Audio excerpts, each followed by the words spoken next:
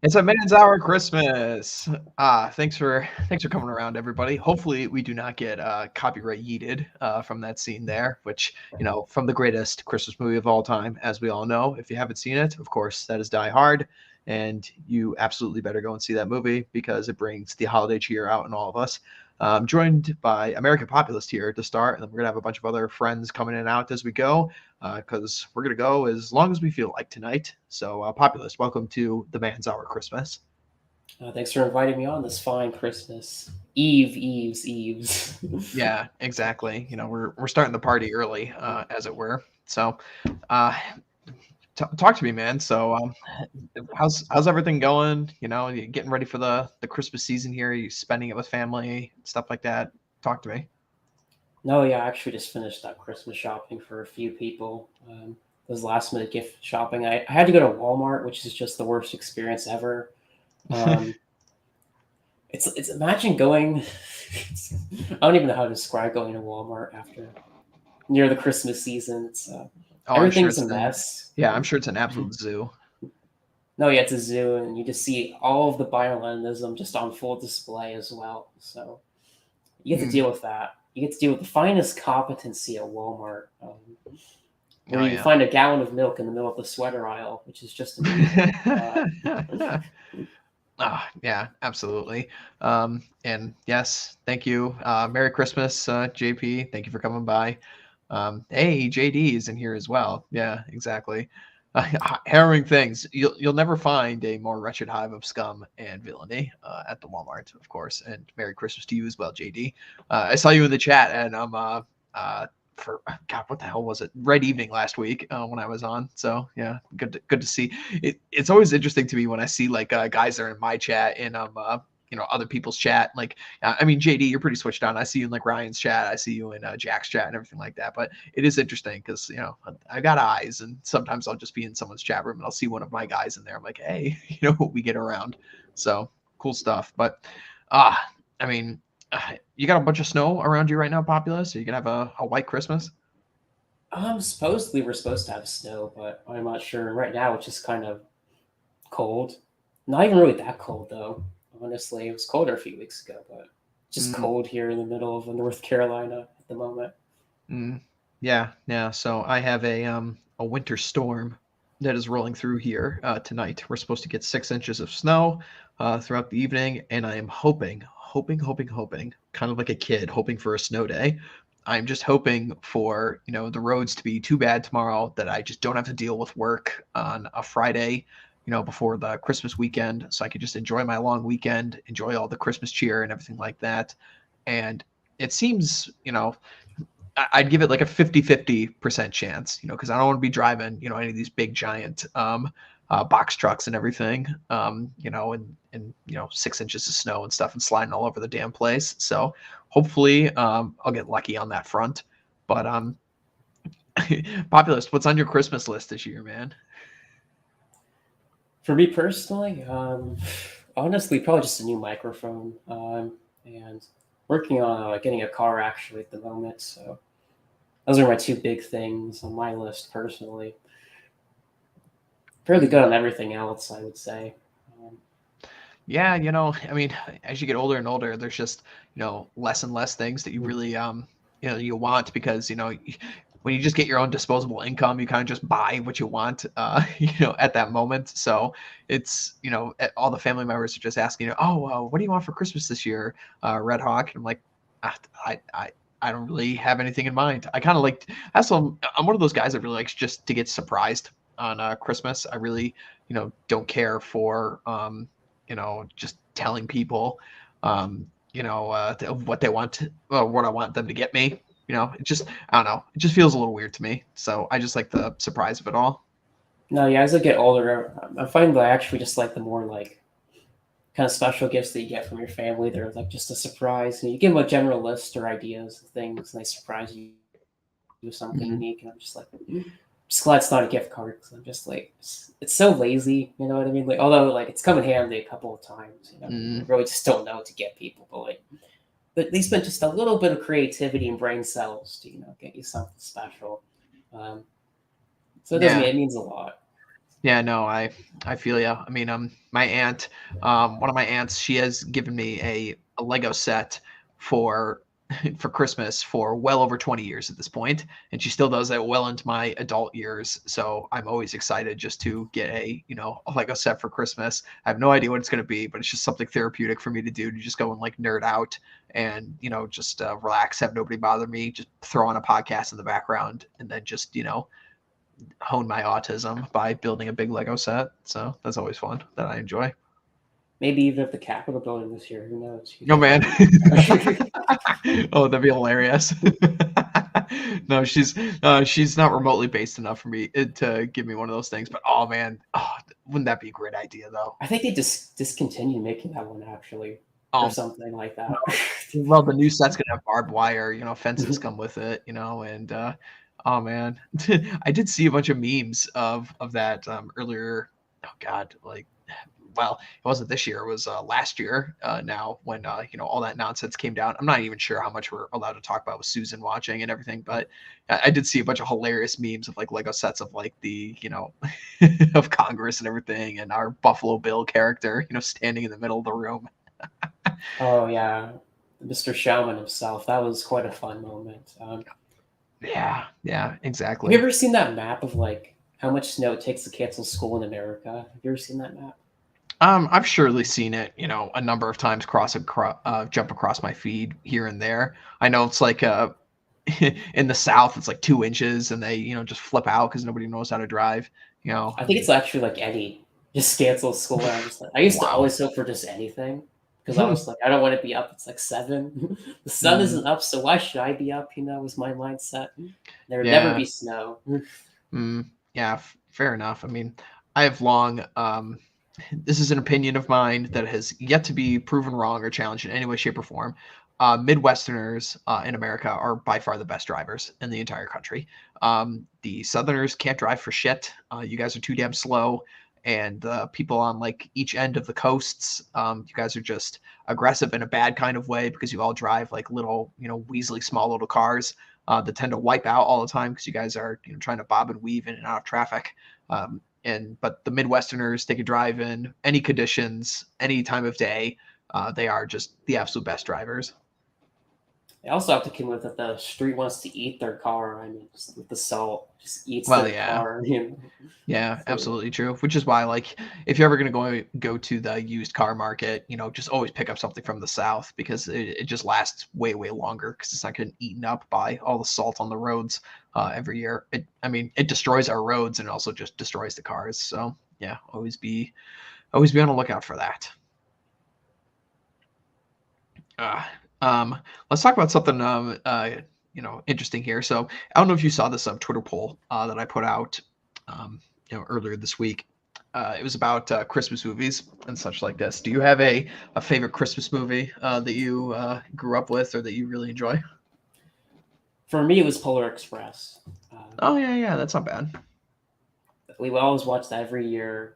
Have like maybe some cookies and milk as a tradition. I'm not sure when we started to do that. Maybe in like 2008 or something like that. But Mm, as far as I can remember, that was the movie for my family. It was just Polar Express, and then like maybe we would watch Elf with I forgot what that guy's name is, but that's a really funny movie yeah, as Will well. Ferrell. Yeah, Yeah, Will yeah, Ferrell. yeah, yeah. Elf isn't bad.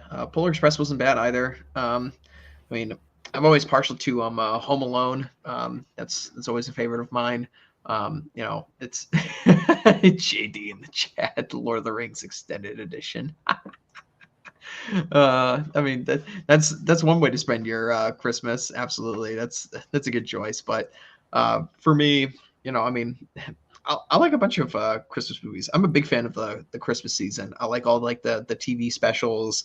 Like the Grinch was always a personal favorite of mine. Not the god awful Jim Carrey live action. The Chuck Jones directed 1966 cartoon animated version is by far the superior version. So I always enjoy that. But yeah, I mean, how can you not love the Christmas season, man? No, yeah, it's one of those seasons where it's very special. I mean, although it's been kind of laymanized recently, but it still holds a special place in American tradition. Uh, Oh and yeah, it's for just sure. fun. Oh yeah, yeah. I think it's the best season. Especially where I'm from because I actually get 4 seasons now instead of just being summer light. Although I Mm, enjoyed summer light more, in Florida it was fun, but it's fairly uninteresting. yeah, I also do enjoy, having a part of the country that I live in that is, I get 4 seasons, even though like the winters suck. When it gets into like mid January into February, I'm just sick of it. I don't want to see it anymore. But I do enjoy, maybe like 2 months of snow. I could deal with getting out there, getting my skis out of the garage and everything like that. Um, when I grew up, I did a lot of snowmobiling.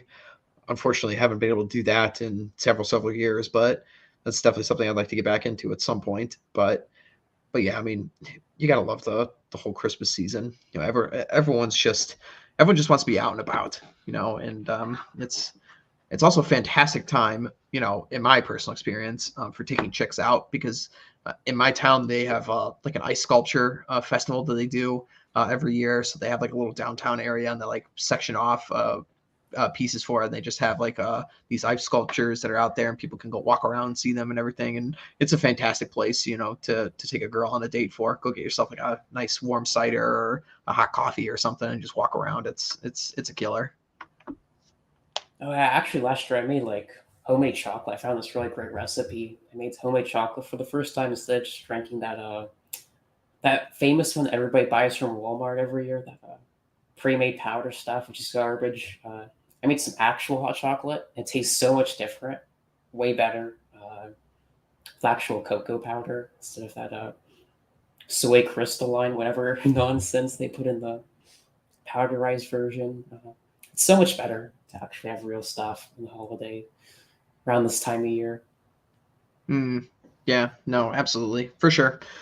Um, I mean, I'm trying to think, one of the things that my family would always do is, speaking of like Christmas sweets and stuff, we would always make cinnamon rolls on Christmas Day, like Christmas morning, like right after we'd open presents. We're like, okay, time to make the Christmas cinnamon rolls, So I'll always be looking forward to that on Christmas Day, So I'll get to satisfy my sweet tooth a little bit. Oh, for me, it was always cookies. Like on the Mm, 24th, Christmas Eve, was cookies and milk because we always used to set those out. yeah, yeah. Um, Yeah, that was always a good one. In my area, in my town, there was always someone dispensing of like the like it was like reindeer feed. It was like a gimmicky kind of thing. Like you'd go set it in your yard, and like the so you could feed Santa's reindeer and stuff when they'd come. So that was like a thing all the kids would always get. Like, oh, we got the reindeer feed, so we can feed the reindeers out back and stuff. But really, what it just ended up inviting was a bunch of whitetails just coming in people's backyards. So. No, I'm sure you could convince a child that those are reindeer. yeah, yeah. I mean, ideally they'd be asleep, I mean, which, you know, I, I'd say like the only thing that I'm not too big a fan of like the Christmas season is just daylight savings time in the sense of like I hate it when it gets dark at like 5 o'clock in the afternoon. It's terrible, like it's I enjoy my sunshine here, especially when you see like little like sparkling off the snow and everything like that, on a white Christmas. It's a lot of fun, but it just gets dark really really quick, which kind of sucks. No, yeah, the shortening of the days is quite drastic. It's just like one day feels like you have a normal day, and suddenly it's like you get half a day now, if that. Just Mm, feels weird and awkward. And you have mm. this stupid like time zone thing, which is still going on since World War I, which is depends on the state, obviously. It depends on if your politicians are enforcing that on you. Which Yeah, is very yeah. annoying. Yeah, yeah. There was always interesting. You got to remember if you're working on the West Coast that states like Arizona don't observe daylight savings time.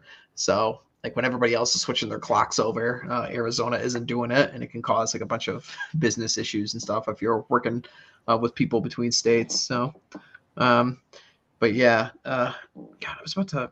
What the hell was I about to say? Oh, um, we gotta talk about this thing in the chat here. JP brings up eggnog.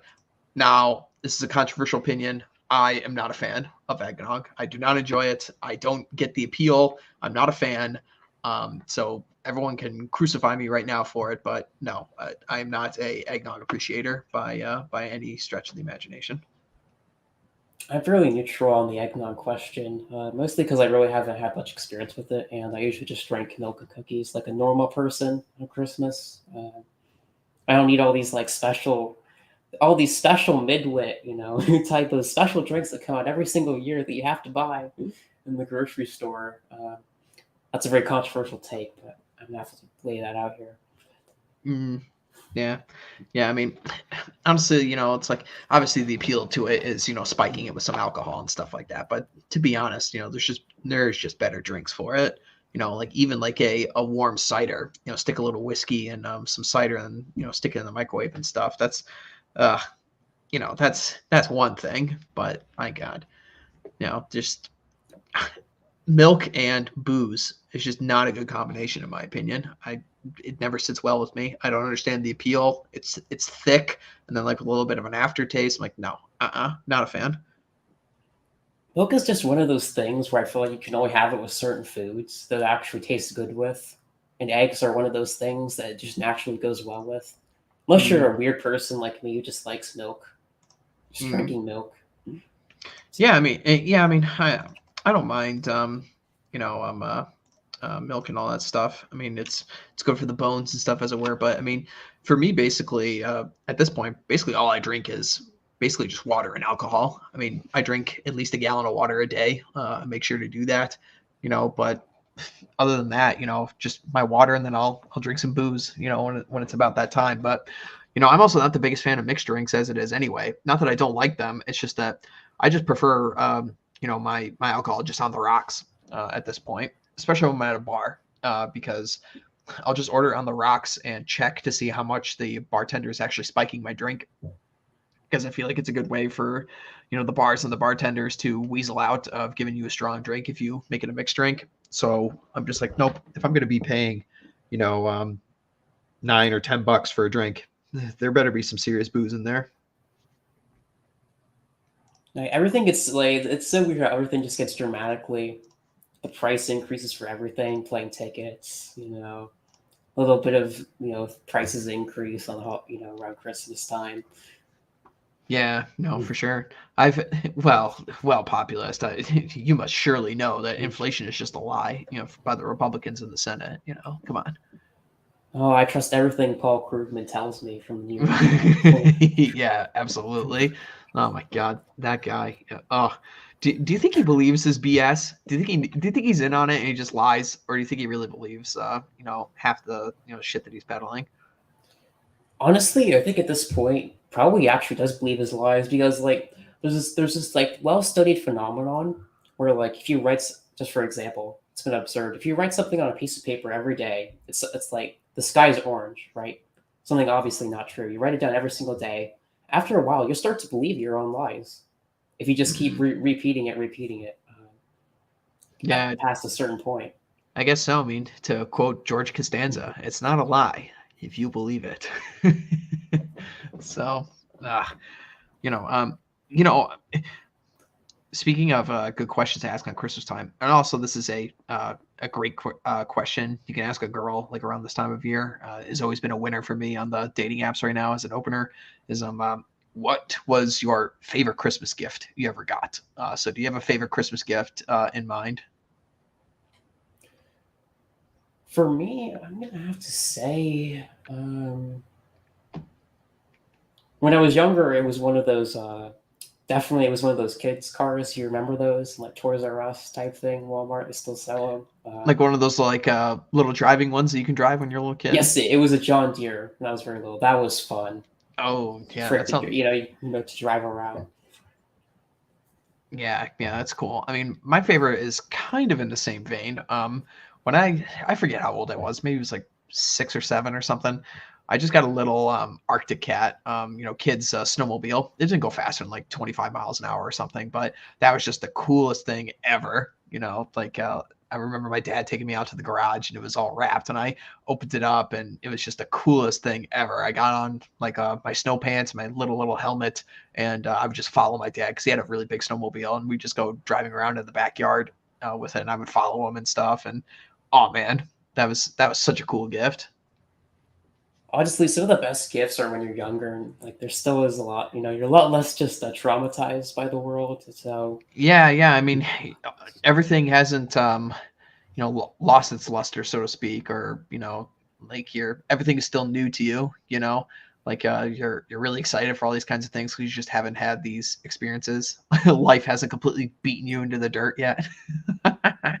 uh, you know, you don't worry about the kinds of stuff that we worry about all the time, being in this sphere on the internet. So yeah, the good old days. yeah, when life was normal, it was a fun time. Uh, Yeah, yeah, exactly. Um, let's see here. So do you have a were you ever big a fan of like the TV, like Christmas specials, kind of like the Rudolph and the Grinch and Santa Claus and stuff like that? Did you guys ever watch any of those in your house? yes, we would usually watch The Grinch and what was the other one? Charlie Brown Christmas Special. Oh yeah, yeah, that's a good one too. Maybe some of the Hallmark movies, but like The Grinch and Who Stole Christmas Out. That was a really good one. I forgot what the other one was. I can't remember, but there was another one that we used to always watch. I can't remember it. Was it Rudolph maybe? That's another popular Or one. it was one. It was the one with the snowman. And they have to get him back to the North Pole. Um, it was Frosty the Snowman. Yeah. Yeah, yeah, that's another popular one. I was never too big of a fan of Frosty. It was like, okay, all right, it's on, I'll watch it. But I mean, Charlie Brown Christmas is special. The Grinch is obviously special. Rudolph is really good. The like 6 or 7 different ones with like Santa Claus, where they still had the stop motion, like claymation stuff. There's got to be a specific name for the animation style, but I'm just not an expert on it. You know what I'm talking about, though. No. No, yeah, I definitely do. I love the Santa one. It's fairly recent movie. The one where like he gets replaced by Mechatronic Santa, and they have to replace him. You remember that one? No, I'm not familiar with that. I forgot the name of it was, but it was like basically they replace him with like one of those like wind up ones. And this guy has to go and take it back his role as the real Santa from his fake guy. I think that was kind of an interesting spin on the classic Christmas story. Mm, interesting. Yeah. You know, I also remember like there was this like streak of them in the like 2010s and everything like this, where they would come out with like a new Christmas special based off like a Disney movie or a DreamWorks movie, like every single year. It's like, oh, this year it's like the Ice Age Christmas. This year it's the Shrek Christmas. This year it's the whatever it is, kind of deal. And they were just trying to get these new IPs to catch on as to be something everyone's watching every single year, and they just never did. That you can't beat the old timey classics. No, they all suck. Honestly, most modern movies are terrible. Mm, yeah, yeah. Well, I mean, there is one modern movie that let me rephrase. There is one Christmas movie that does not suck in any way, shape, or form, and of course, it is Die Hard. Now, tell me, populist, have you seen the movie Die Hard? I think I have actually with my dad. Mm, yeah, it's a fantastic, fantastic movie. Everyone should go and watch it, of course. Starring the great Bruce Willis. And oh man, it's just so good. Enough of this like nonsense about how Die Hard is not a Christmas movie. It absolutely is. It has the spirit of family in it. It has the whole Christmas spirit, everything. It's even got some Christmas music in there. They play, Baby It's Cold Outside is played on that movie and everything like this. So, there's people dressing up as Santa Claus and all sorts of good stuff. So it it absolutely is a Christmas movie for sure. So Do you remember what California tried to ban that song actually because it was I forgot the whatever gay reason it was. I think the state of California actually tried to ban that song. Oh yeah, I remember yeah, I remember that was a big thing for a while there. Um I didn't notice it this year. Like I noticed it on the radio a bunch this year. I don't know about you, but I've got a radio station by me that has literally been playing Christmas music since November 1st. So like before the election, even. So it's just anytime you tune into this Christmas station, it's just starting earlier and earlier and earlier, and I've heard the Maybe It's Cold Outside play quite a few times this year. So at least I don't know, maybe people were actually worried about, inflation and stuff as opposed to, stupid bullshit, like a guy trying to, woo a girl, which is like, does anyone really care about this? At the end of the day, women love to be seduced. Let's not, beat around the bush here. They absolutely do enjoy it. Everyone likes playing the game. So this, crybaby nonsense about, this song is about rape culture is just complete bullshit. I'm just like it's traditional America, so so shut up, liberal. Honestly, shut up, libtard is the proper response to that question. Yeah, absolutely. Of course, you know, it's do you not have anything else to, complain, bitch, and moan about? You just got to go and pull this out of your ass, and it's just, it's never like, it's never actually like attractive people that are complaining about that song. It's always like the dregs of society, the trucks, the violinists, Spiteful mutants, Yeah, yeah. exactly. Yes, the spiteful It's always mutants. spiteful mute people. Yeah. People who shop at Walmart, I hate to put these people under the bus, but I mean, there's a lot of them there.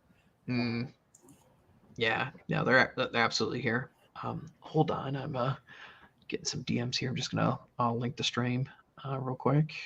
Okay. The There one we that actually go. freaked me out was people taking out loans to buy pizza.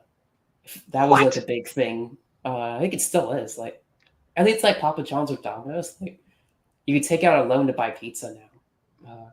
At their shops? Really?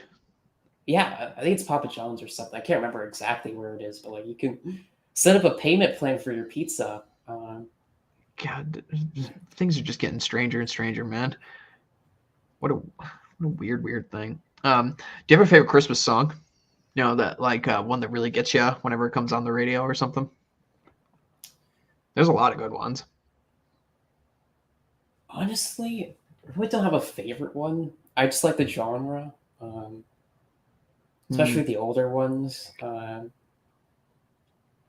Maybe it's just yeah, because I was raised in the early 2000s with like not a specific set of songs that I really don't have like one that's picky particular in my memory. I just like the genre. yeah. No, for sure. I mean, I it's like a kind of like a controversial topic, I guess, depending on who you ask. But you either really like the Christmas season and the Christmas music, or you just really hate it. And I'm in the camp of I really enjoy it. I like the festive season and everything, the music, the lights and all that fun stuff. So I definitely enjoy it. I mean, I think if I was to pick, a song that I just really enjoy, I don't know. I mean, maybe like the Little Drummer Boy. I always like that one.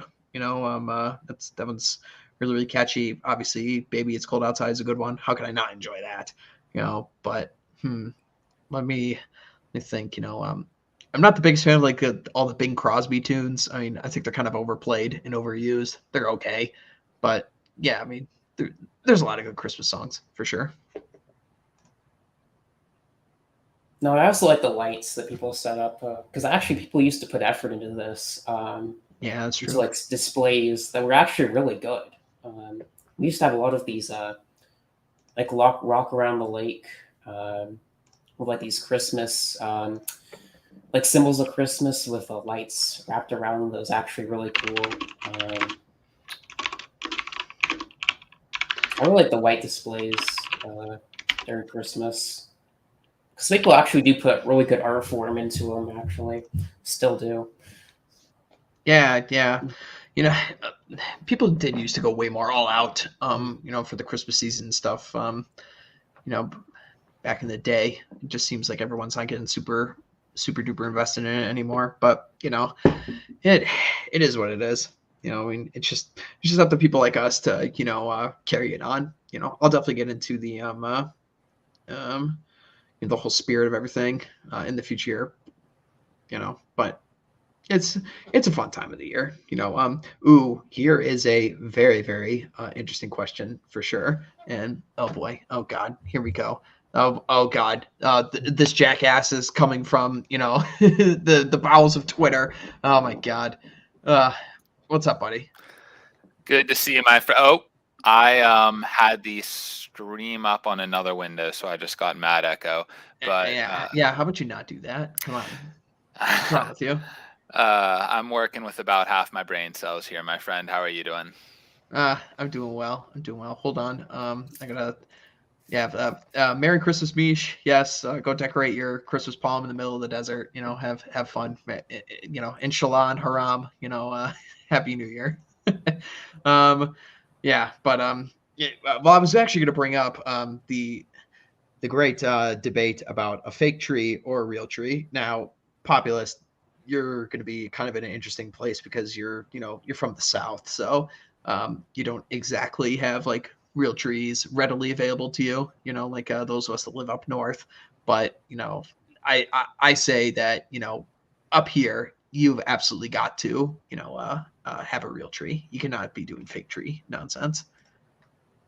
No, definitely. As I've gotten older, the real trees are so much better. I like the smell of them compared to the fake, mass-produced ones in China that you always used to get. Yeah, Definitely yeah. on the real tree camp.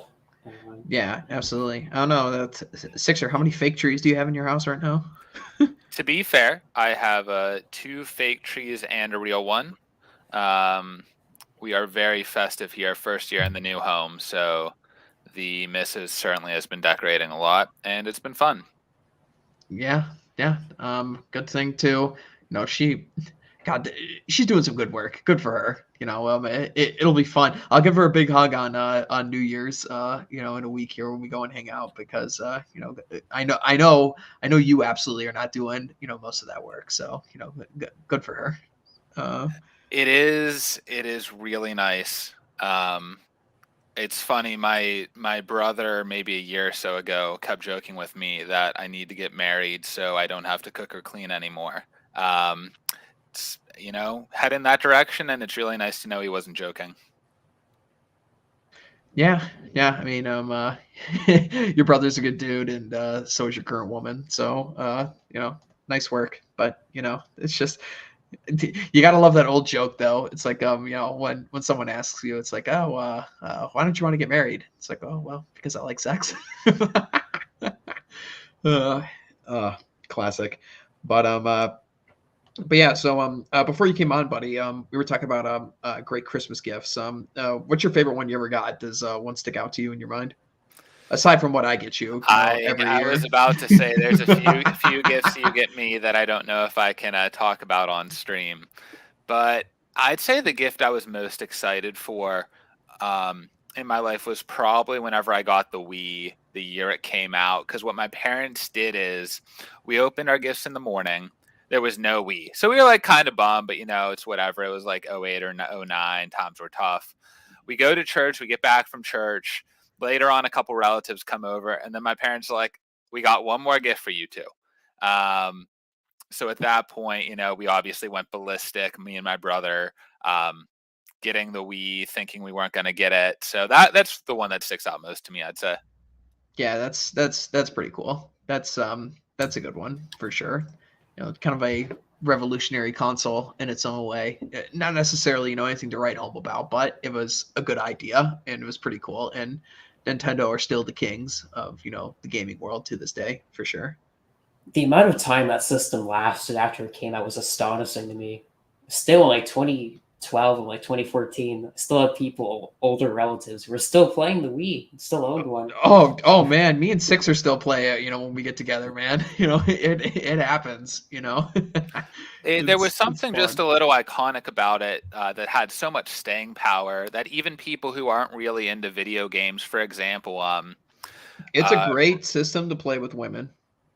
Red Hawk. I was just about to say, our friend who recently had his breakup with the later found out to be unfaithful woman. She even loved the Wii, despite not liking video games at all. She would want to play Wii tennis, Wii bowling, all that stuff. Which it just goes to show, like anyone at any age can enjoy that stuff.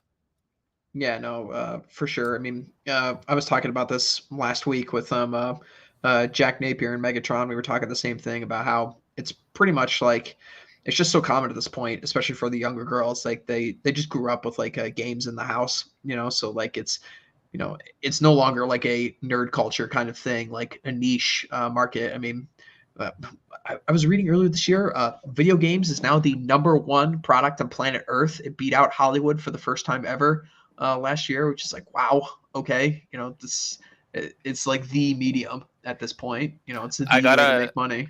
I gotta wonder what percentage of that is middle-aged white women playing Candy Crush on their phones, though. You got to take that into account, which is a massive percent of that. Yeah, that's true. That's true. I mean, of course, it's like we don't need to rehash the old, Sargon, Gamergate, statistics here as to, who's playing what stuff. But it is just kind of interesting though, because I mean, Sixer, you and I are both '90s kids, but it would be like interesting, like being like '80s kids, where like games were truly just like nerd stuff, and it just wasn't you know, so widespread as they are now, but now it's like it's really not going to put you behind the curb, at this point, unless you're like a autistic Spurg, which, to be said, goes for everything.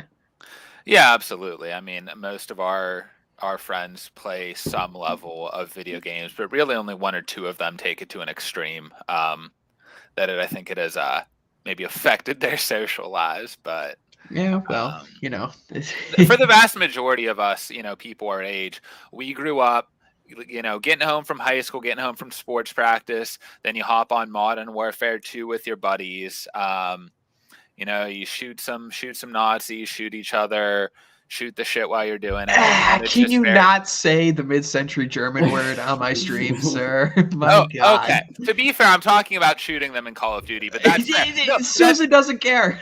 that's my bad. How do they that word zombies though? I'm sure there's a ton of videos of that on YouTube. Oh, I don't know. They probably got around it somewhere. But yes, the Uh, mustache man, mid-century German, like pinwheels, just use the coded language, sir.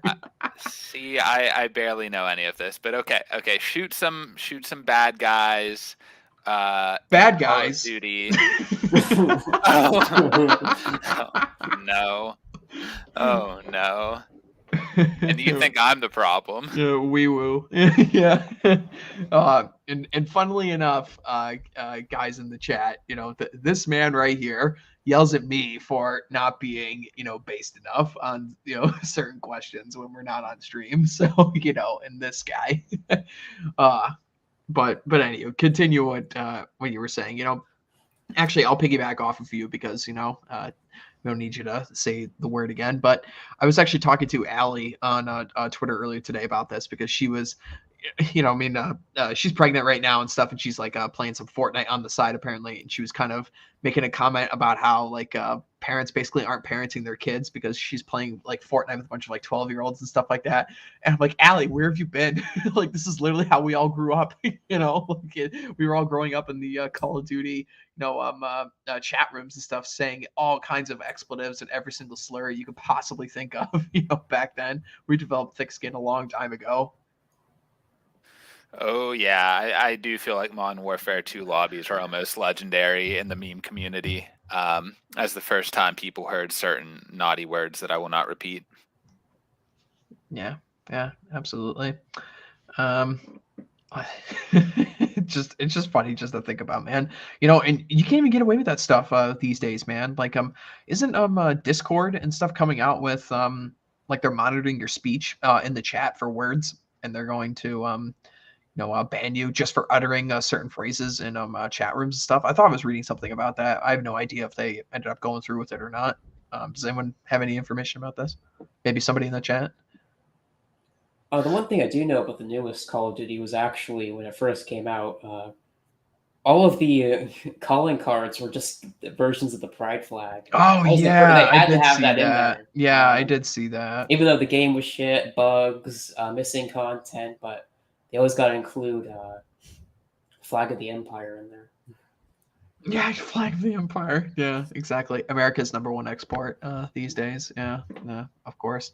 Um, I don't know. Speaking of exports, the rat Zelensky, was in Congress yesterday. And Populous, you're well aware of this because we rag on him all the time. But oh my god, absolutely infuriating. He's still wearing that stupid suit that he's always doing. And I actually tweeted this out, about this because he, in the Oval Office, he basically said like, "Oh, I thank you, Americans, so much for your support and your money, basically." And I just said, it was like, you and your tracksuit can go to hell, And this damn guy. No, he is the Rat King, honestly. Him and his like fake podcast that he does. Do you see that thing where like that fake that where he was in Kiev when he actually wasn't? You remember that? Yeah. There was like a It's like a green deep screen. fake. Yeah, it was like a green screen in the back room and everything like that. Like, bro. There's a private chat. You can literally just put the thing in the private chat. Hold on, let me pull up the other tab. All right, there we go. Anywho, funny stuff, but yeah, it's interesting. I'm being on board with my guy here because we've known each other for a very long time. But he's like he gets most of his information from like stuff that's going on in the world basically from me. And it's really funny. I mean, he's a switched on guy and very based, obviously himself, but it is funny. Like to see that he's not up to date with all like the YouTube lingo and everything that we have on here, because he's a busy man with a big boy job, as it were. So, but yeah, he's a good guy. But let's see here. What's another good thing? Oh, speaking of rats, I just have to bring this up. Did you see that thing on Twitter where like that illegal Mexican girl is actually cooking rats on the street? Did you see that? No, I did not see I'm not that. even joking when I say that. I We totally believe it. I remember there was one going around. It was like in France or Italy or something. It was some diversity enrichment character, who was on the street, was like cooking a cat, like someone's pet in the middle of the street. Like yes, it's our strength for sure. welcome to the third world, ladies and gentlemen. Yeah, coming to a street near you. Yeah, absolutely. I'm gonna be in Europe next year for a little bit in April next year. I'm gonna be traveling around a little bit, and I'm nervous, man, going to some of these like really ancient cities and just seeing literally no native population there. Like it's gonna be interesting. I've already told myself that I'm just wherever I'm going in Europe, any of the cities, I'm just going to talk to the locals there and basically just ask them all. It's like, oh, so where are the French? Where are the Spanish? Where are the English? In all of these cities. And I'm going to be curious to and interested to see what the responses I'm going to get for that are. No, I have to correct you, Mr. Zach, in the chat. Golden Corral Americans are much better than these people who cook rats and like who knows what else they're cooking on the street. Because they actually eat food that isn't rats. There's a certain level of civilized that just exists with Golden Corral Americans that we can all relate to. I mean, like if you're eating rats, I don't even know what to say.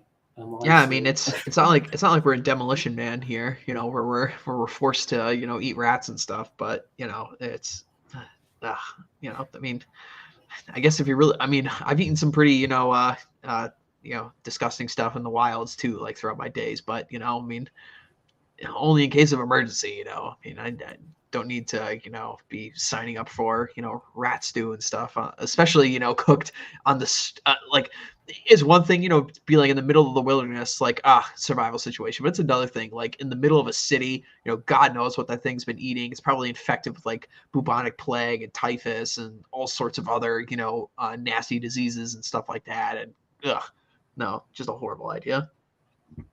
Probably raw sewage. Who knows, honestly. Yeah, absolutely. You know, um, let's see here. What else can we talk about with the Christmas season and everything like that here. Um, let's see. Um, how long how long did you guys like keep the tree up like after Christmas? What is like the tradition there? Because I know like some people they'll do it like like 12 days after Christmas. You know, some people will do it for they'll do it for like 10. Some people will do it for a week. Some people will take it down right on New Year's Day. I know some people that would do that. You know, be like a little family thing that they would do. Or was it something you guys would do, or was it just be a kind of a wing it situation? I like to keep it up for a bit. Taking it down on New Year's, going into January, which is such a crappy month in general. I like to leave the lights and all that up for maybe like a week or two after. I feel like having everything up for about 6 weeks makes sense. Um, but it's not something I have a huge preference on. Um, but it is, there will be people who still have their lights up. My aunt was like this. She would have her lights up in March, and that is wholly unacceptable to me. But Yeah, that's way too long. That's absurd.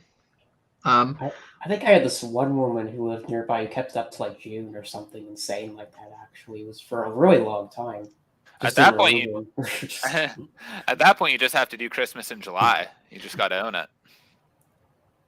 yeah, pretty much. We did a Christmas in July once when we were living together, didn't we, dude?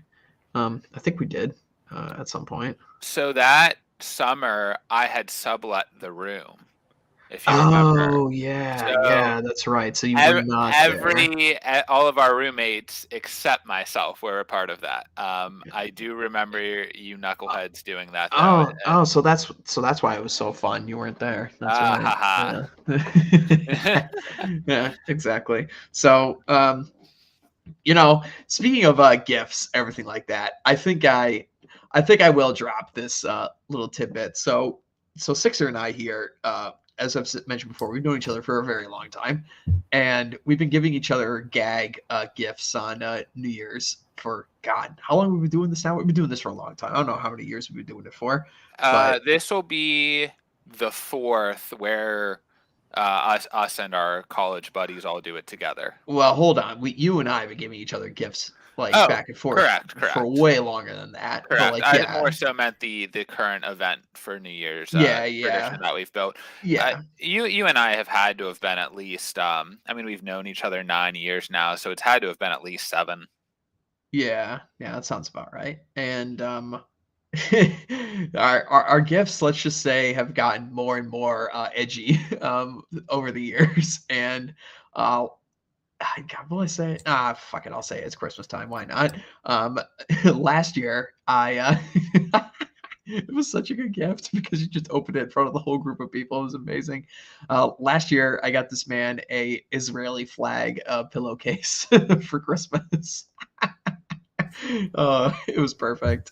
It's even funnier if you know that one of my best friends is Palestinian. It was a pretty funny event for you to open it in front of everybody else. But you have claimed this year that the gifts you're getting me are way too based to open in front of everybody else. So I am Absolutely, absolutely. I'm excited now. We have one friend who can view those, and that is about that. It is extra spicy. Oh man. Yeah, it's we definitely had the spice. Neither one was available on Amazon. We'll put it that way. Oh man. Oh, see, here we go. Tell me it's not this bad. Come on. Like No, it isn't. No, it's less recognizably bad.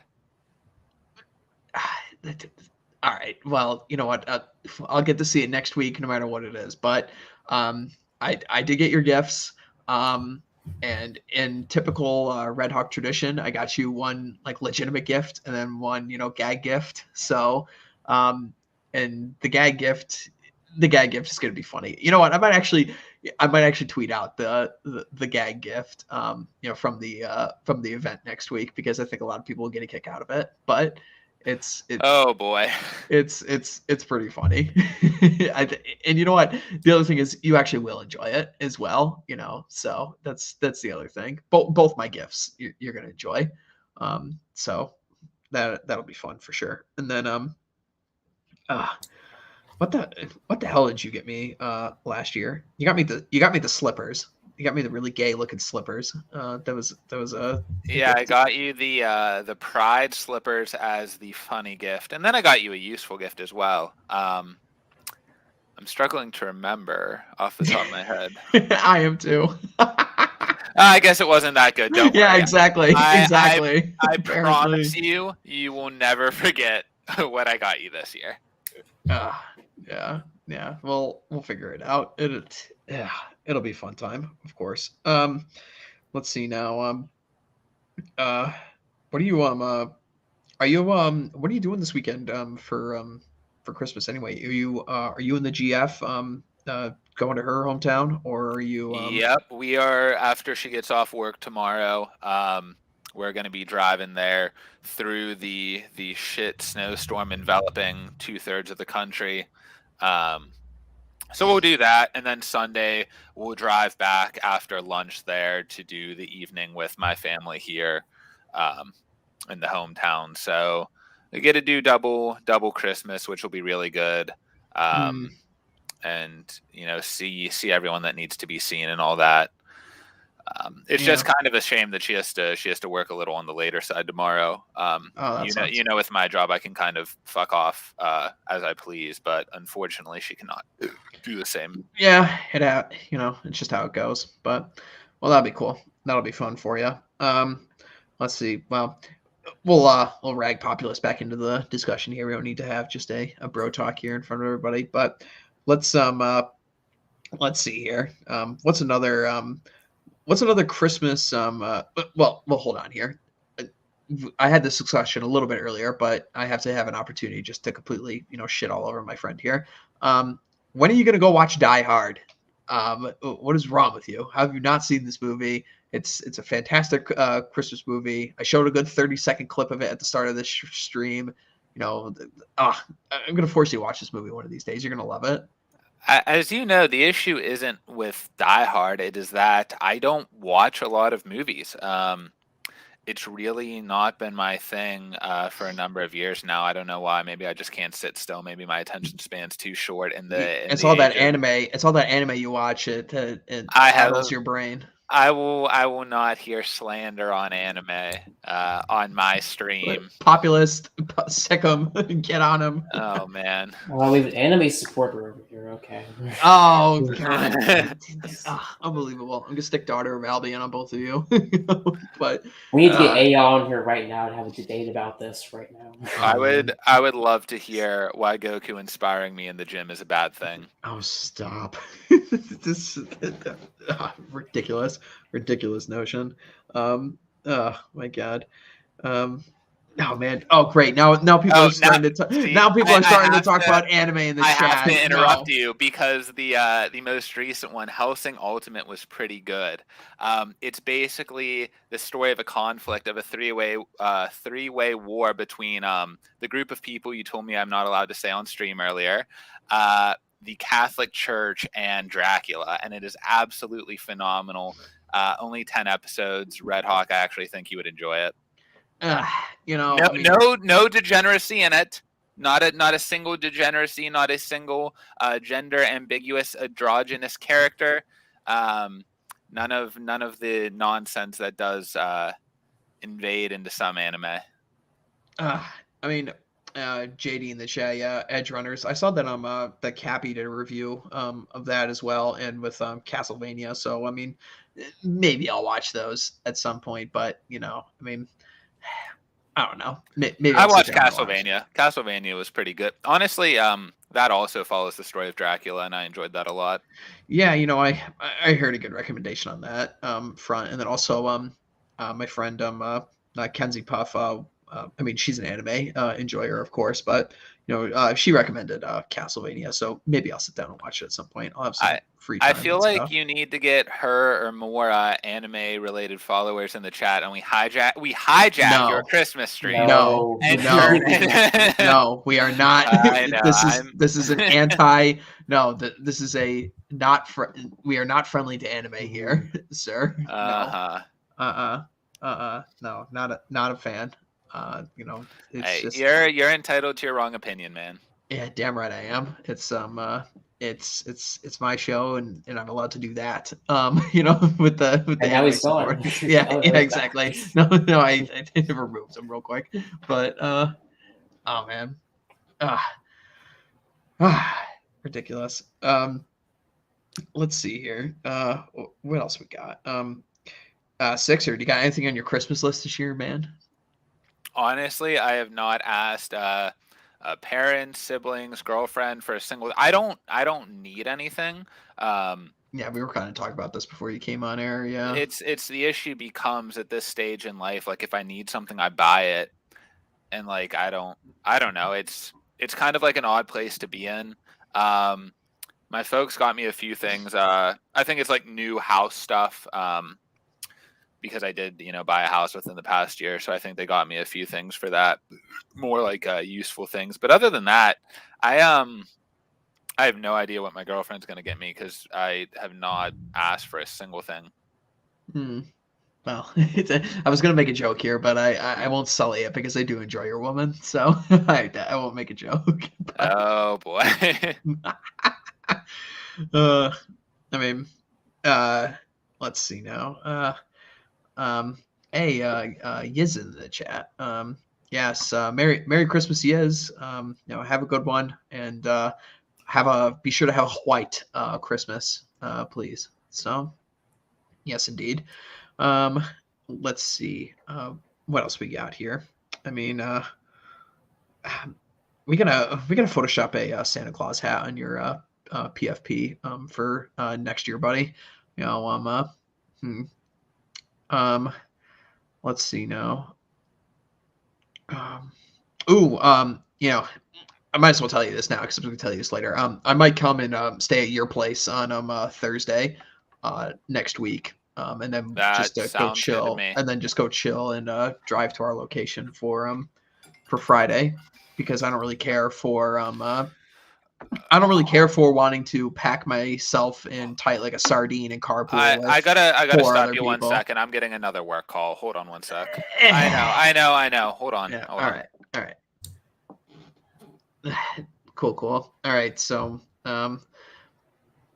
we can get back to based conversations here. So, Populous, tell everybody in the chat about your chat you had with Yiz earlier this week. How'd that go? You can go send people your way, like a stream raid, as it were. Well, if you guys haven't, please check out my stream I did with Yuz. It was really good. We have an excellent discussion about how to actually be a white ally and how to discuss these things in a framework that doesn't immediately trigger the programming the left has implanted in all of our society at the moment. And talk about the Go Free method. And I think some of the rhetoric, a lot of us could learn from that, instead of trying to cling to the base, the pinwheel artist type language. We're trying to convince people to come to our side. And if you're interested in that discussion, please go into my channel and check that stream out. It's very good. Yeah, for sure. And then you and I had a good chat on your channel. Maybe it was like a month or two ago or something like that. That was fun. I'd point people in that direction as well. But yeah, Giz is a good friend. Does good work, in this space. So be sure to go and check her out. Let's see now. Yes, I think we talked about the incel question a little Oh, bit. did you? I think we did on our stream. Yeah, interesting. Yeah, I was on with Jay Burden last night. We were talking about that a little bit. So if you guys didn't check that out, go over to Jay Burden's channel and see the show that he and I did yesterday. It was actually a really, really good conversation. I thought it went very, very well. It's always going to be interesting when you go into like a conversation with a trad, and see how that goes. But I thought it went very, very well. So I'll That was definitely. actually a very productive conversation. We weren't just talking past each other.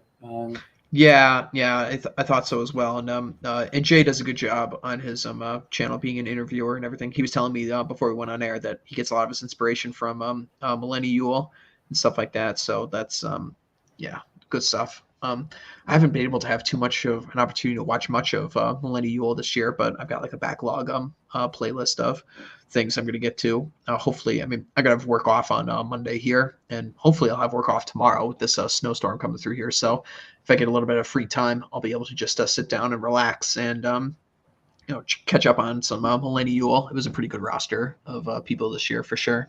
So Oh, last year was a blast from the past, from 2015, 2016. A lot of the people that I used to watch on the original alt-right on YouTube, they got banned in like 2017.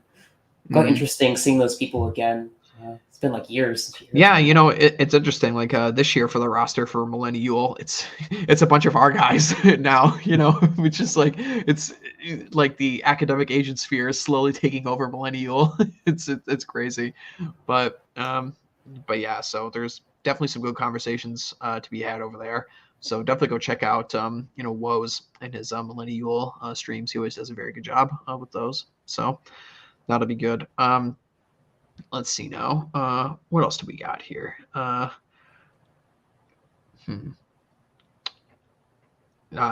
Here's a fun one. At what age do you number one, did you no longer like believe in Santa, but then how many years like afterwards did you kind of fake it because like the prevailing wisdom was like, oh, if you fake it, then that means you get like more presents and stuff like that. I think I did that for maybe like a year or two. Afterwards, especially because I had younger siblings as well too, so it's kind of like you kind of had to, be expected to do that, but you speak on that at all, Populist? Yeah, I think the age for me was like 12 or something like that when I just stopped believing. Yeah, that sounds about right. But I kind of carried it on just because I thought it was a tradition. And so I just, instead of like just doing it for Santa, I would just feel, okay, here, Mom, you can have these cookies. I'm just going to lay them out for you. Yeah. Or actually, let me cut out something healthy. Trying that stick for a couple times, but I still like carrying it on. Well, yeah, absolutely. I mean, we're not going to be like Immanuel Kant with our categorical imperative bullshit here and say like lying to your kids about Santa is wrong or something stupid like that. So it's but yeah, it's fun stuff for sure. I mean, like, oh man, it really just is the one of the best days of the year, like when you're a kid. I was talking to I don't know if you've seen him on Twitter, but he's been on the show a couple times. Red Hammerhead, Populist. He's a good guy, and he's got 4 daughters, and he and I were chatting in DMs a couple days ago and stuff, and he's talking about just how absolutely chaotic his house is right now because he's got 4 young little girls, and they're just counting down the days until Santa comes and everything, and so he's got his hands full. If you're listening, Hammerhead, Merry Christmas and Happy New Year to your family. But yeah, it's interesting. I can remember those times as well. They were fun. Yep, absolutely, JD. This is absolutely what I want for Christmas. Every year.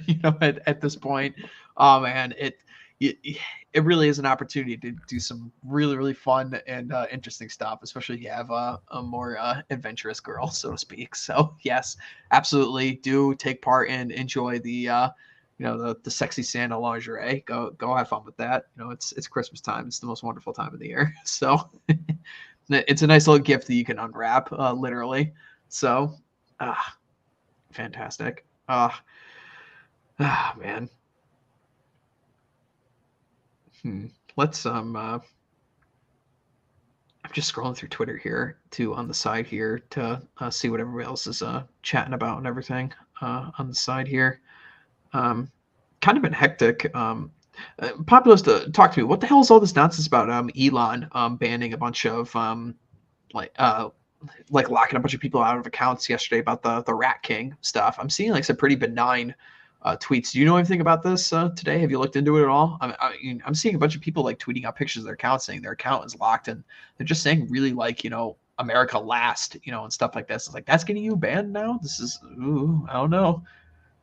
I really don't know much about that actually. I really try to take a break from Twitter. Christmas is time trying to stay away from it, honestly. Although, like when based Elon, or everybody was cheering up, our based ally who's gonna free us all from our Twitter accounts, banned Sandbatch. I'm like, yeah, this guy's not on our side. He's not your friend. Maybe he's a lot better than the other guy, yes, who was a Pidgey, obviously. But Sandbatch is back now. He put another one down, but he face fagged this time with his new account. So, um, but it's yeah, I'm not sure what the details were about that one because I knew he got like 6 or 7 banned accounts before that. I don't know if he got banned this time for actually breaking rules and stuff. I don't know. It's still a little weird. Things are still like a little goofy on Twitter. Like DMs and stuff are still like kind of strange.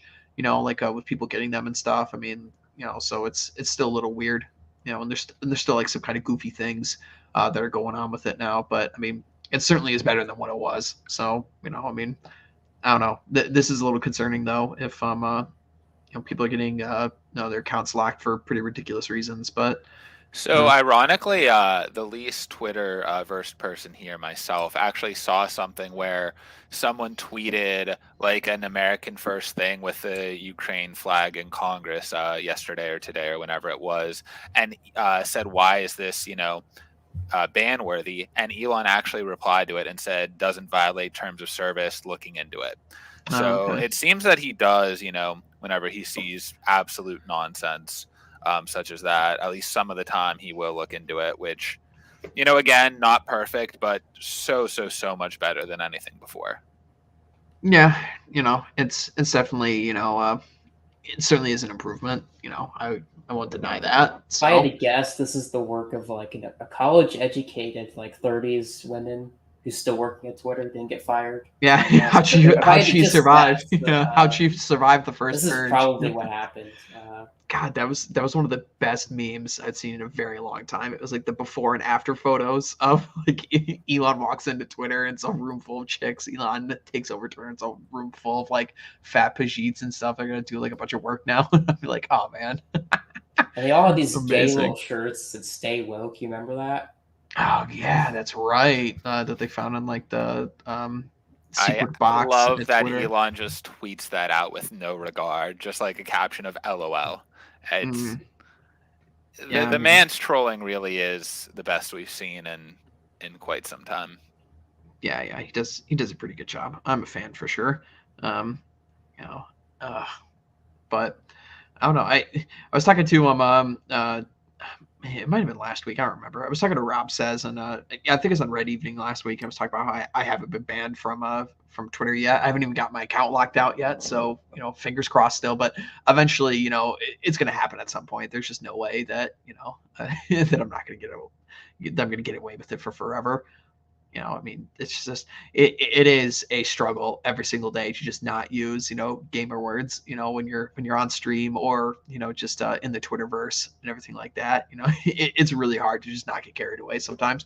Honestly, I wish I was on like my second or third account sometimes so I could just go ham like Charlie does. Sometimes I'll just pop on my feed and I'll see like Charlie call somebody like a bundle of sticks, like just flat out. I'm like, uh, I wish, but it's funny stuff.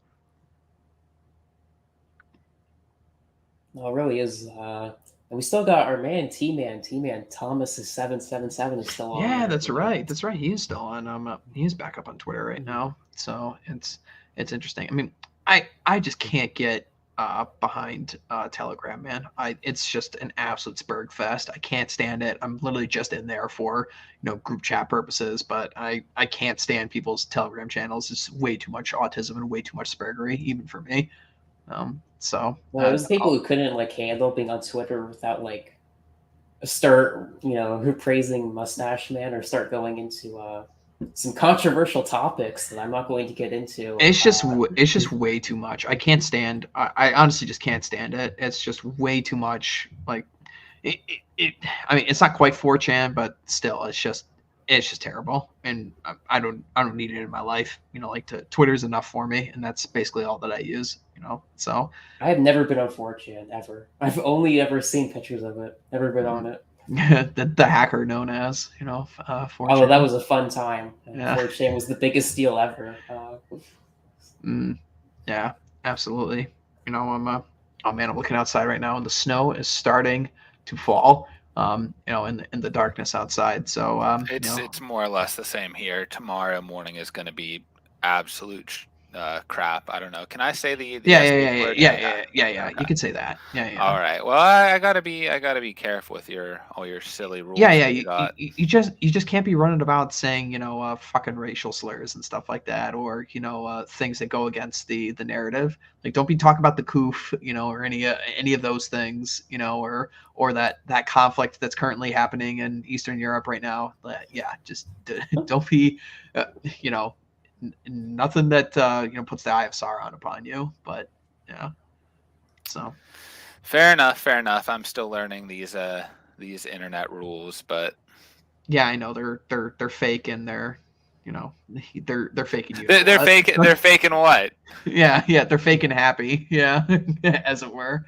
Uh, God, it's so I you know. miss 2015 YouTube when you could watch Alex Yeah, Jones documentaries. yeah. I mean, it really just was such a better time. I mean, like it kind of makes me sad, like just watching how the bifurcation right now really sucks because like on Twitter, I mean, it's obviously not as great as it used to be, but it's certainly better than what we've had for the last several years. And I really do wish there was like an equivalent amnesty for YouTube because this is actually like YouTube where people make their bread and butter. This is where people like, in our sphere, our guys, can actually like seriously like, make some money and then like have an advantage, so to speak, against our regime opponents. But it's uh, it sucks, But I don't know. I guess Elon is going to do like try to monetize Twitter, like with some videos and stuff like that. So we'll Well, see it'd where be that funny goes. since he's the world's richest man. Just buys YouTube. Oh man, that would be amazing. Now It would be. that would be something. There's no way they'd let him get away with that, though. There's just no No, the way. CIA wouldn't have a word with him if he ever tried something like that. I Mhm. think that if Elon is as much of our guy as I hope he is, then the CIA will have something to say about it regardless here. I think that's. But I'm very like black pilled on this stuff. Like if he's our guy, he won't last. Well, we'll just have to see how it goes. I mean, we've got a small amount of time right now to actually like make things happen here. Take advantage, strike while the iron is hot, so to speak. So we'll see what we can do with it. But it is nice for guys in our sphere of things to actually have a win for the first time in a very long time. So it's. I mean that the morale on Twitter like the past like month or so since Elon has like taken over is just such a stark difference than what it was earlier this year. So it is a lot of fun actually on there these days. I'm having a lot more fun with it for sure. No, it's nice not having the pet pedophiles on Twitter, having them all gone. Elon actually do something about them. Yeah, that was very impressive. Honestly, like it kind of just goes and shows you how like evil the regime is basically. That Elon literally just dealt with it like in like the flick of a switch basically and got rid of all of it. And it's like wow, it was this easy to do and they never went and addressed it. It's truly truly some evil shit that we're dealing with. Now, it reminds me of when they first started to put drag queen story hour. That came out of nowhere. I'm just like, where the fuck did this come from? Yeah, I Does mean, anyone remember that 2015 when that just came out of nowhere? yeah, yeah, it's just oh man, it really just does go to show that so much of the stuff is completely top down. It really just is. It's like, oh, we're gonna put this in the collective consciousness or the consciousness, so to speak. I mean, Populus, you and I were talking about this before we came on air, but we were just talking about from for those of you guys who didn't go to the Schilding's event in America earlier this year, the event took place 1 week before Putin decided to invade that country in Eastern Europe, and it was interesting because like the talks that were going on at the event were kind of like, oh, is this actually going to happen? And we were still talking about the coof back then, because like that was still like public enemy number one on everybody's radar.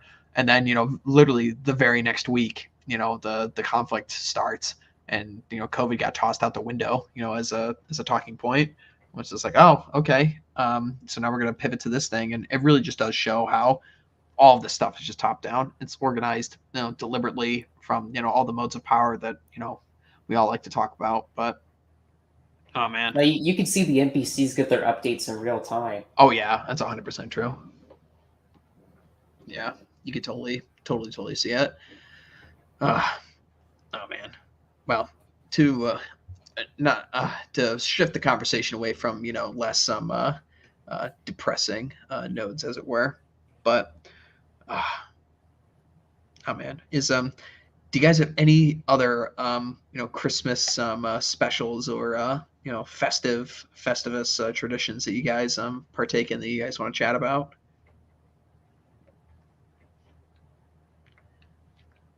Six, are you on another call again or what?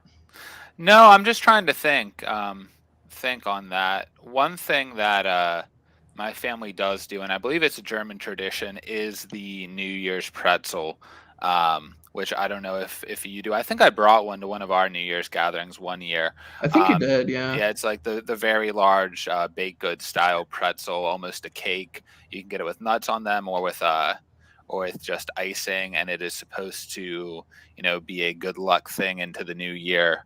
I think that's a German thing, from Yeah, my mom's side, but there's a lot of like European cultures that do something similar. I know yeah, I know Greeks will they'll put like a dime and they'll cook it inside the dough of a bread, and that's weird. yeah, well, everyone like breaks apart the bread loaf and stuff, and whoever ends up with the dime, it's like a year's worth of good luck and stuff like that. That's funny, I guess. Mm-hmm. Yeah, But there's a lot of like, interesting things that they do. Mm-hmm. Other than the New Year's pretzel, in terms of Christmas, my family's already been pretty standard. Go to mass, open gifts, eat a lot of food, have a couple glasses of wine, just chill. Mm. One thing my family does, I guess, that may be slightly different, just like usually, like sometimes we'll open one present on Christmas Eve. I'm not sure where that tradition comes from. But... Yeah, I know a lot of people that actually do that. That is, it's not something that we ever did in my household, but it's definitely not something that I haven't heard before. I do know a fair amount of people that do this. Have you guys ever met anybody? This is a big thing. I knew like a couple of families, like evangelicals, that I knew would do this, where each kid would only have 3 gifts, like for the 3 wise men, and they would open one gift on Christmas Eve, and they'd open one on Christmas morning, then they'd open one, Christmas in the evening.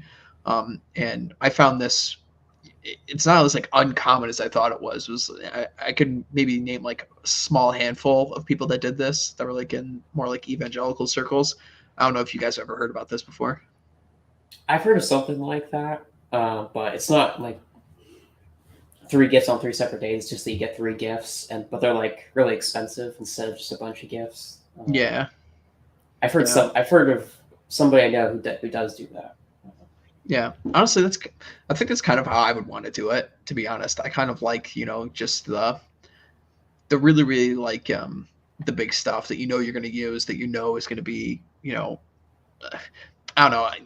I just feel like if you get like a dozen gifts on Christmas or something, there's bound to be like some stinkers and some throwaways in there, like things that people were just like writing in. I think I'd rather just go for I don't need a ton of stuff. I just need stuff that I'm actually going to use and actually be functional. You know what I mean? I always get a ton of candy in the stocking. I like that. I always look forward to that. Yeah. Sometimes you actually get some useful stuff, but. Yeah, I would always I'd always get all lottery tickets. It's always something that my family would do. We'd put lottery tickets in the stocking, and of course, it's just something that people would always do because it's kind of like it's easy enough for like the kids to get involved with too, even though like obviously the kids aren't going to go cash the money, but it's just something really easy that they can get involved with. Like, oh man, just give me the dime and I'll scratch it off and maybe I'll be a winner or something. And of course, like every kid gets super ecstatic, if they win like $5 or something, they think they actually won like the Mega Millions or something, but I considered myself lucky when I would just win the ticket back. I would just make the money back. Yeah, basically. I'm the exact same way. I used to get a decent amount of scratchies as a kid, and yeah, if you get your money back, that is a big W. Yeah, pretty much. Yeah, if you're just breaking even, with I mean, I joke all the time, Sixer, that slots is gambling for dead people, but really, like playing the lottery, that's like that's gambling for when you're 6 feet under.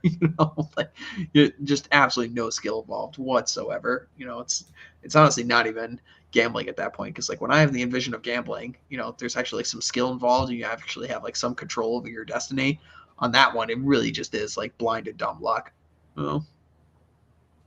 Yeah, there's not a singular thing that could get me to play slots, to be honest. I would just rather watch paint dry at that point. It's mind-boggling to me to see all of the old people anytime I go to the casino just there pulling the lever, just looking dead in the eyes. Yeah, there was a meme that was going around not too long ago. It was like a whole line of boomers and stuff at the slots, and like the caption just was like spending my retirement fund, and then there was like another one that was just there goes your inheritance, kids, or something like that. That's but yeah, I mean, at least go play like poker or even blackjack or something, where you actually have some degree of skill, some degree of like brain power that's required, but whatever. But I think they'll even give you like a free drink if you play that. oh yeah, Actually, yeah, the casino I know. yeah. A lot of casinos will give you free no, booze if you're playing card games and stuff.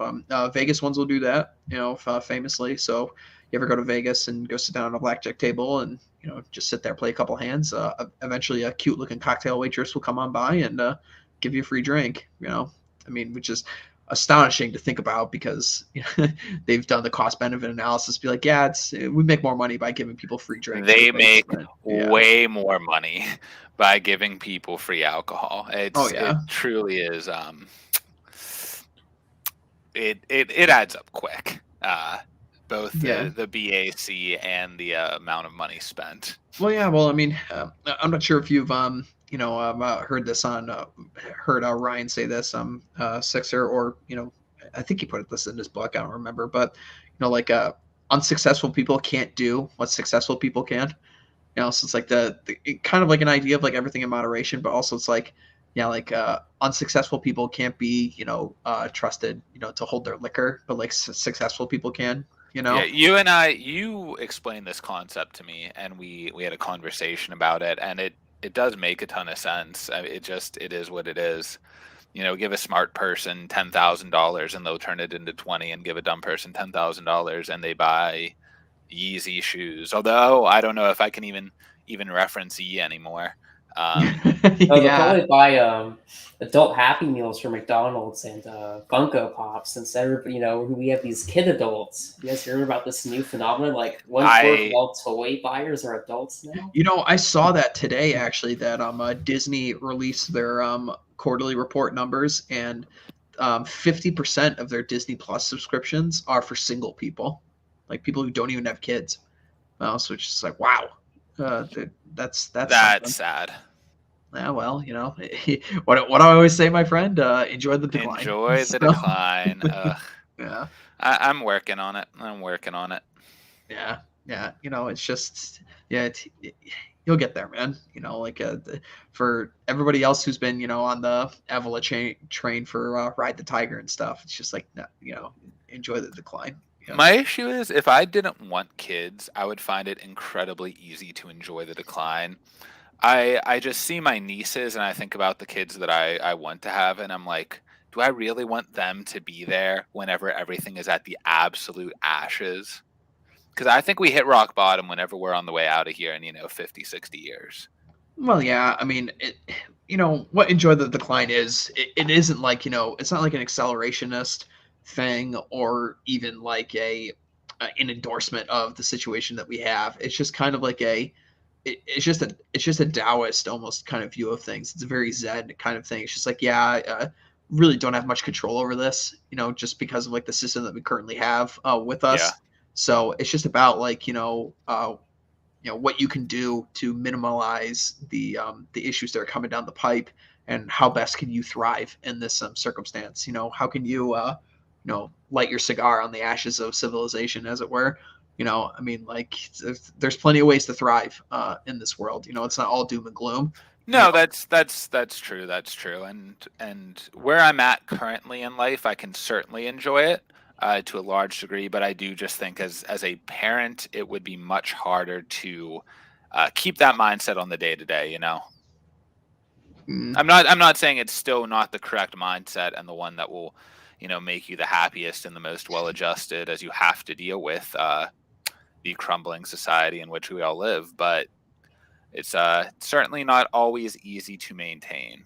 Yeah. I mean, of course, it's not supposed to be easy. I mean, we're living in literal clown world, and it's fucking crazy. I mean, you'll drive yourself insane, if you're listening to Tim Pool talking about how the Civil War is coming the very next day, Dude, every single day.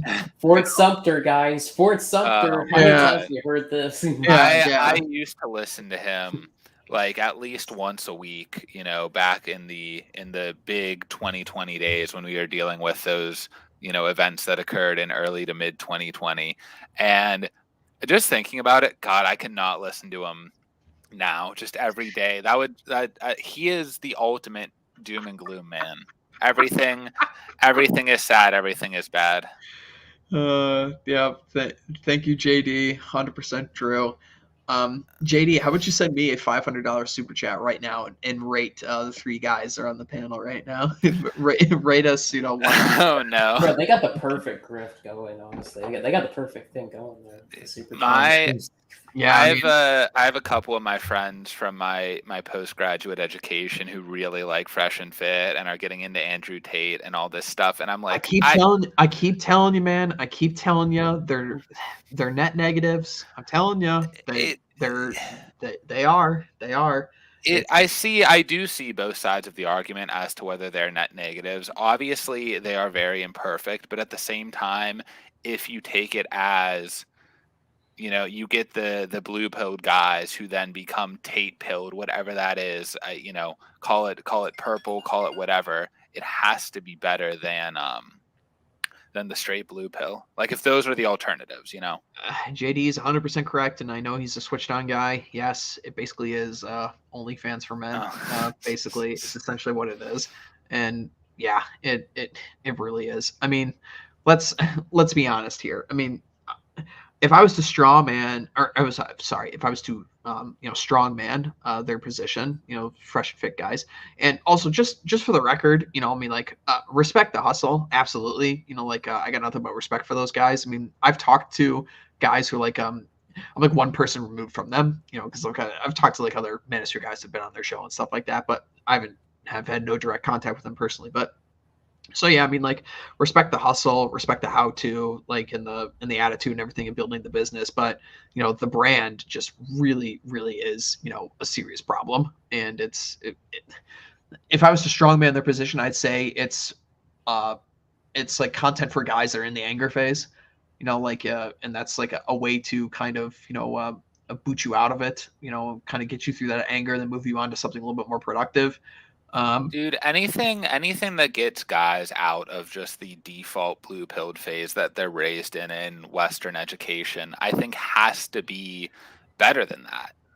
It's like, would you rather associate with, be friends with, have more blue pilled guys or more like Andrew Tate level guys? Like, I'd rather have more of the latter. Obviously, they are. But the problem is like. Like, I don't think Andrew Tate has taken a single guy from your spheres and moved them into his. I think he's only taken blue-pilled guys and moved them into his. Like, that's why, to me, I fail to see how he can be a net negative. Yeah, but, like, it's not like a competition thing. It's not like, oh, like, Andrew Tate is stealing people in our audience. Like, no one really cares about that. I know that. The issue is what Andrew Tate is saying to people, like, actually like productive for them in their everyday lives kind of deal. Is it not just marketing platitudes that are meant to catch your attention and then just basically fill your mind full of a bunch of things that you think are supposed to sound good, and then therefore you just glom onto this thing. Like I see a lot of like like younger guys, like 18 or 19-year-old guys who like parroting like Tate talking points, just saying, oh, like I'm a top G and stuff, and like, how dare you talk to me this way, woman? And it's like, dude, like, show your like, where's your fucking ammo to actually be talking that way? Like, where's your actual list of accomplishments and things like this. Like, do you actually have game? Are you actually like good looking? Like, do you actually know how to talk to women for you to be behaving in this manner? Like it seems to me like it's a good way to make people think that they are something when they actually aren't. Like that they are entitled and they deserve something, as opposed to somebody like Ryan, who obviously like I'm a big fan of and we're good friends. When you go into his chat, he's basically like, listen here, guys, you ain't shit, and that's okay. Like here's what you could do in these like everyday circumstances and these everyday situations to try and make your relationships better. It's like, I mean, give me give me Ryan stuff every single day, man. No, I 100% agree with that. And if the option was between Ryan and Tate, I'd pick Ryan as well. The issue is Ryan is not in the mainstream of culture at all. And Yeah, it's probably a good thing. Yeah, probably. It can't be corrupted, or at least hopefully it can't be corrupted. Well, it's not that. It's not just that. It's just that there's not a bunch of spurgs in his audience, basically, because like the people there are actually the people that, excuse me, people that actually want to learn, and people who are actually are switched on and everything. I mean, like, I don't know, man. You just go into like a fresh and fit, chat room and stuff, and it's just absolute nonsense, man. It's such bullshit. It's just a bunch of guys who are just incentivized to not advance any further because they're just getting a bunch of red meat and a bunch of, like lights on the screen and a bunch of, like ratchet ass hoes and stuff like that. And it's like, it's actually helping they want the quick answer to everything. Well, yeah, of course. That's why they have the courses.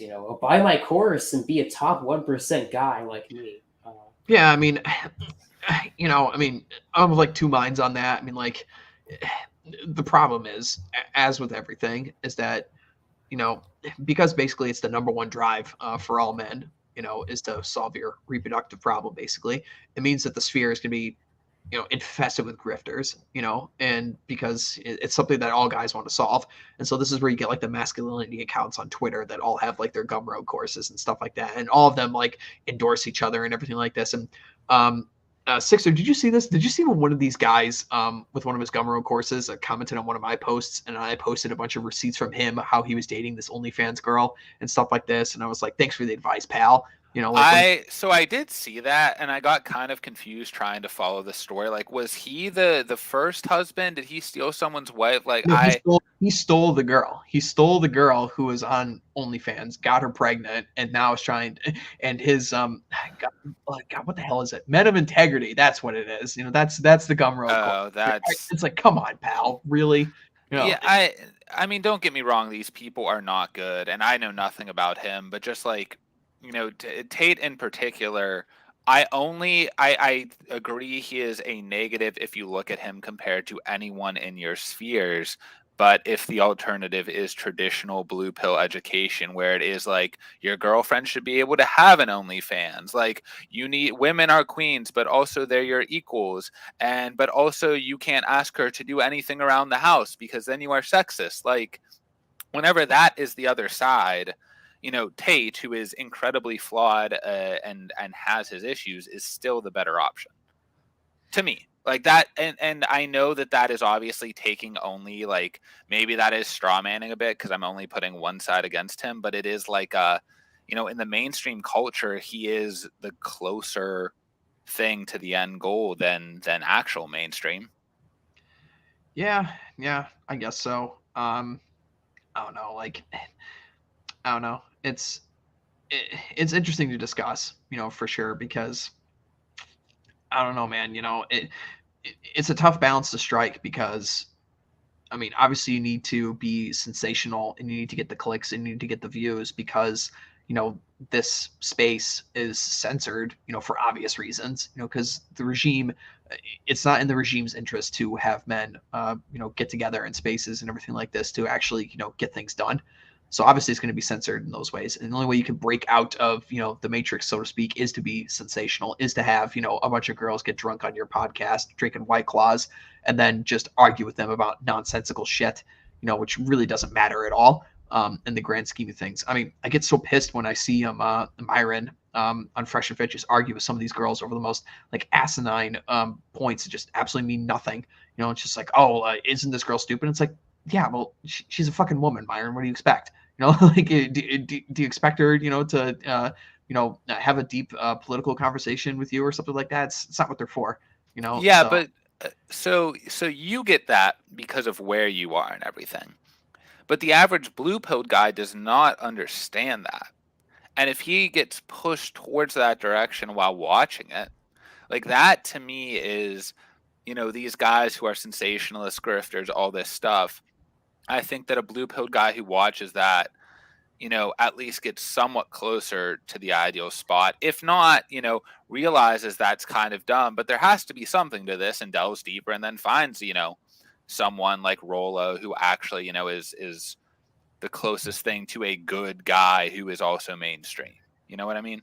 Yeah, yeah. I mean, I get that. Maybe I'm too optimistic on it. No, Maybe no. I they mean, do push it's. people towards the wrong things, but I just see like the waterfall off of finding Fresh and Fit or Andrew Tate trending more towards the spheres that you like and support than I do to something that can be worse than the default blue pill. I mean, it's absolutely true that there is a pipeline. I mean, that's obviously true. The question kind of comes down to how much of the pipeline, like what percentage of people actually get to the spots where they need to end up, and then the question that's a follow up to that is okay, well, can you kind of optimize this in a better way instead of just making a bunch of money and getting a bunch of sensation, a bunch of clicks, but can you actually optimize this in a way where you get people to look more influential spaces, things that are far more helpful for you? Because I mean, like, basically, like, would you watch like one Fresh and Fit podcast, the After Hours show? You've basically seen them all. They're basically all the same. It's like, oh wow, yeah, ask this girl. Oh wow, a woman thinks that there's a man who makes 100 grand and is 6 feet tall around every single corner. Ha ha ha! Isn't the woman dumb? And it's like, well, I mean, again, like they're women, dude. Like what do you expect? Like that you expect a chick to know what 6 feet tall is? I mean, you kidding me? She couldn't even, there's no way. They just don't have spatial awareness like dudes do. It's literally just a placeholder term for her to say a man who's taller than me. So like, when they bring out these like delusion calculators on the chicks and make fun of them for saying like, well, you do know that only like a 1/4% of men in the United States meet your requirements, so you could change your standards. And it's like, yeah, I mean that's hot and that's sensational for like rage bait clicks and everything like that. But again, it's like get actually in a room with a chick and actually like do an approach and actually have a good conversation with her. She's gonna forget all about that immediately because really it doesn't fucking matter.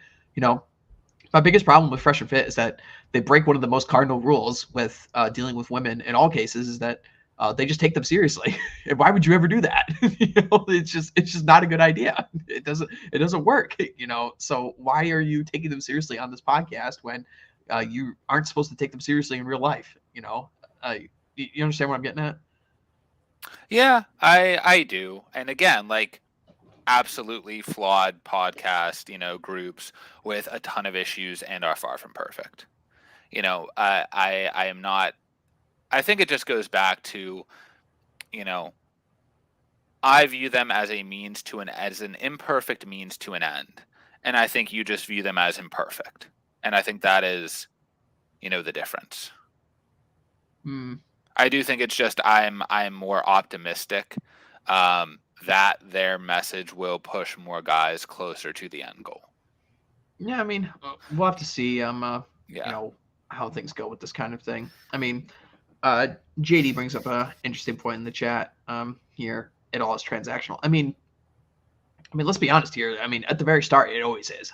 Like it is transactional at the start, always, and then it moves to something beyond that. You know, as you develop further along the relationship and stuff like that. Because at the beginning, that's basically all it can be. It's just like, oh wow, is this guy what I'm looking for? Is this woman what I'm looking for? Are we going to go well together? And then like later on down the road, you actually develop more. I guess we'd call them feelings. Get all gay up in here, but yeah, So I mean, yes, relationships 100% are not transactional 100%. And this is kind of something I got in a fight with Sargon on last week, but yeah, yeah, Oh, and if it yeah. is transactional, she's not actually attracted to you. Fundamentally, there's that lack. It's just purely money or some kind of favor that's Well, expected yeah. from you. Well, I mean, like it's just, I mean, women are people too, and they have their own agendas and their own, needs and wants, out of a relationship and stuff like that. So, I mean, like, do we want to put that kind of term on it as transactional? I mean, I know it's a bad gamer, it's a bad word that we're like not supposed to use in this kind of discussion, but it basically just is what it is at this point. So, let's see here. Yeah, FNF is anger phase. Yeah, exactly. Like I think the other issue is that the show incentivizes you to stay in the anger phase way longer than you need to, because it's like kind of what I was saying before in the beginning. It's like once you've seen one show, you've seen them all, basically. So it just because of the red meat nature of the show and the entertainment value of it, and to be honest, I won't deny this. Like the show is entertaining and it is funny. So I mean, probably the reason why they're so successful in such a short period of time. So I will give them credit for that. I mean, they do have a pretty nice podcast studio. They did a good job with it. They both seem like, from all that I've heard, they both seem like likable guys, and actually, are decently switched on. I wouldn't consider them switched on the way like somebody like Ryan is switched on, stuff like that. But that's a whole different story. But yeah, I mean, like, I guess the best thing I could say is like, if you are in like the anger phase, then yeah, you could stick around there. But it is crucial for you not to stay there, because the last thing I want anybody who listens to me is to go into like a Fresh and Fit chat room and spend like $500 on a super chat to call the girls on the panel whores, and then like literally have them forget about him in the next like 5 seconds. It's like, dude, you just wasted $500 to literally say nothing. And you will see that on literally every single episode of Fresh and Fit. You'll see a guy fork over $50 in a super chat, $100 in a super chat, $500 in a super chat, just to make fun of one of the girls on the panel. It's like, oh, I'm gonna get this girl, I'm gonna get that bitch. It's like, dude, that's just it's not productive. Yeah, you could have given that super chat to one of us. Yeah, exactly. Productive. Yeah. give it to me. Give it to somebody else. In our sphere that's doing good work and stuff like that. I don't know, but yeah, I mean, we'll see where this conversation goes. Yeah, it encourages you to be emotional, essentially. It encourages you to act emotional. That's a good question. JD, I do not know I don't know the answer to that. I do know that